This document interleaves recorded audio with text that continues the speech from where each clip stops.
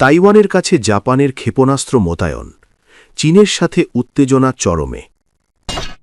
পাকিস্তানে সশস্ত্র হামলায় একই পরিবারের ৬ জন নিহত।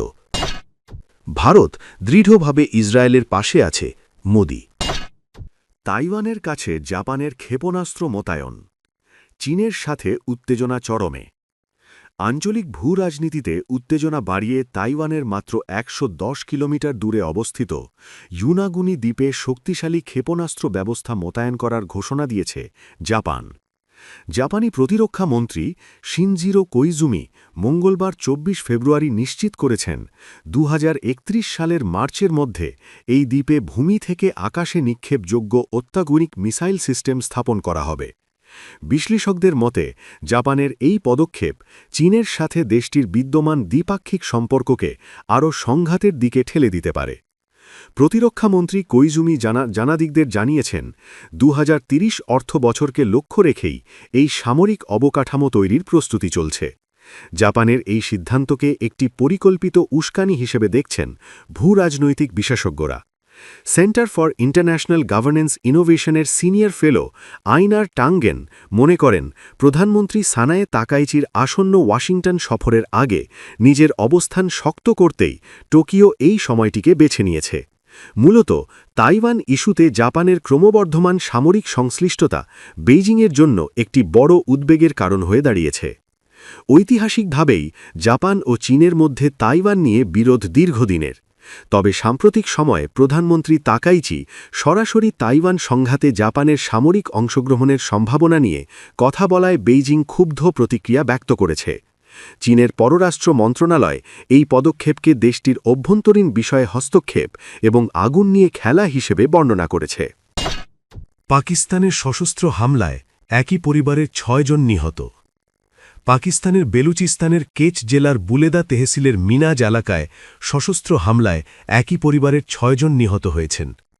এদের মধ্যে নারী ও শিশু রয়েছে। পুলিশ এ ঘটনার সত্যতা নিশ্চিত করেছে। খবর সামা টিভির। পুলিশ জানায়, দুর্বৃত্তরা একটি বাড়ি লক্ষ্য করে গুলি ছোড়ে এবং মর্টার শেল নিক্ষেপ করে। হামলার পর তারা দ্রুত এলাকা ত্যাগ করে। নিহতদের নাম মুসলিম, মোল্লা ইউসুফ, ফাজিলা, গুলনাজ, চাঙ্গেইজ ও জাহারা।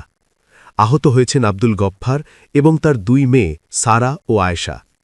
নিহতদের মরদেহ ও আহতদের স্থানীয় একটি হাসপাতালে নেওয়া হয়েছে। পুলিশ জানিয়েছে, হামলাকারীরা ঘটনাস্থল থেকে পালিয়ে গেছে। পুলিশ এরই মধ্যে ঘটনায় জড়িতদের শনাক্ত ও গ্রেফতারের লক্ষ্যে তদন্ত শুরু করেছে। এই নৃশংস হত্যাকাণ্ডে পুরো এলাকায় তীব্র ক্ষোভ ছড়িয়ে পড়েছে এবং বিচারের দাবি উঠেছে। ভারত দৃঢ়ভাবে ইসরায়েলের পাশে আছে, মোদি। দৃঢ়তার সঙ্গে ইসরায়েলের পাশে থাকার ঘোষণা দিয়েছেন ভারতের প্রধানমন্ত্রী নরেন্দ্র মোদি।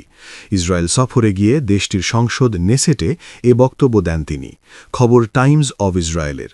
২০২৩ সালের ৭ অক্টোবর দক্ষিণ ইসরায়েলে হামলা চালায় ফিলিস্তিনি প্রতিরোধ গোষ্ঠী হামাস। হামাসের এই হামলার প্রতিবাদে সেদিন থেকে গাজায় ২ বছরের বেশি সময় নির্বিচার হামলা চালাচ্ছে ইসরায়েল। মোদি হামাসের হামলা নিয়ে নিন্দা জানালেও ইসরায়েলি বর্বরতা নিয়ে কোনো মন্তব্য করেননি। বুধবার ২৫ ফেব্রুয়ারি ২ দিনের সফরে তেল আবিব গেছেন মোদি। এরপর তিনি ফিলিস্তিনের দখলকৃত জেরুজালেমে অবস্থিত ইসরায়েলি সংসদ নেসেটে যান। সেখানে বক্তব্য দেন তিনি।